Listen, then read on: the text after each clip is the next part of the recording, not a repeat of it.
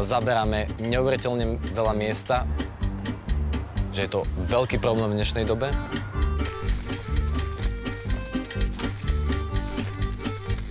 Že ľudia majú nejakým spôsobom sugerované, že na vypestovanie rastlín potrebujeme veľmi veľký priestor. A preto sme vymysleli takúto záhradu.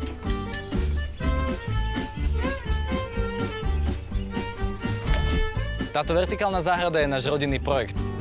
Pomáhala mi aj mamka, pomáhal mi aj tatko. Vidíme napríklad kompost a mizie hotel. Kaleráby, papriku a dokonca aj pomaranče. Fontánka. Predstavte si to množstvo panelákov s balkónmi plnými takýchto vertikálnych záhrad, kde si ľudia môžu vypestovať zeleninu a ovocie pre vlastnú spotrebu.